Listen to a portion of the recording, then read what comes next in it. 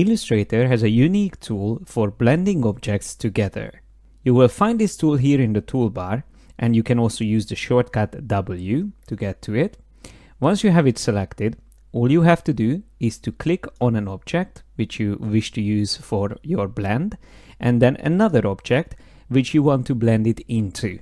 And you can already see that we have a blend created here, but we could continue this by adding another point. So now we have 3 objects blended into one.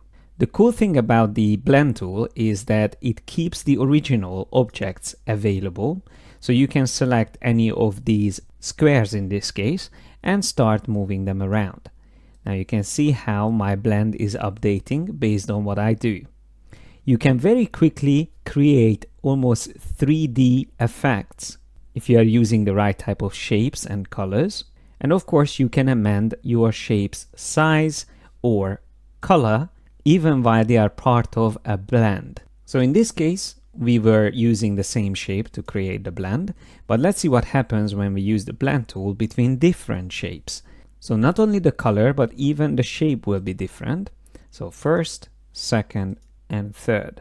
At the moment, it doesn't look very different, but what actually happens is that Illustrator creates all those transitions that it needs in between each of these shapes.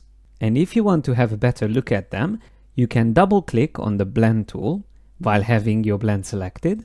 That way you get to the options, and having the preview on and changing the spacing, you can get to, for example, specified steps where typing in 5 will reveal what is actually happening in the background. Maybe I reduce it down to 3 to make it even easier to see it. And now we can see that it's almost like a mutation from one shape to another and then again to another.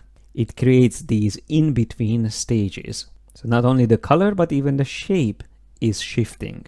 You can imagine that this can be used for all kinds of different creative techniques as well. But let me show you even further what you can do with this tool. Even a simple line and another line, completely random, can be connected with the blend tool. If I click on the first one, then the next one, it creates a very interesting mesh, but at the moment it's a little bit strange, it's twisted. What you normally need to do in these cases, if it happens, is to select one of the lines that you created and then just simply turn it around. So instead of being that way, I turn it upside down, and then immediately the whole mesh looks much better.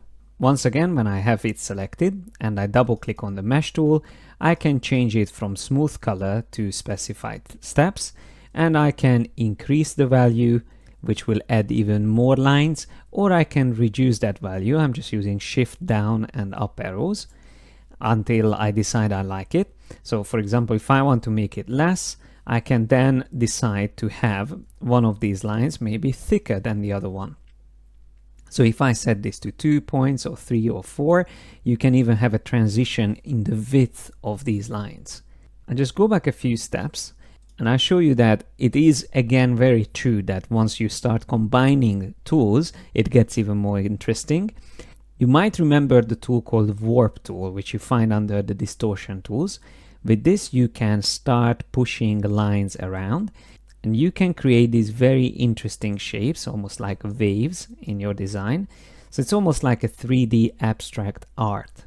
And just like every other advanced feature, the blend needs to be expanded from the object menu if you wish to select the individual lines that were created in between the 2 original ones. So if I choose expand and click OK, then all of these lines will be individually selectable. So I can select a few maybe and delete them, and so on and so forth. So it is worth playing around with this feature because you can come up with so many creative ways of using it. But when you are ready, you can move on to the next video where we are going to design patterns.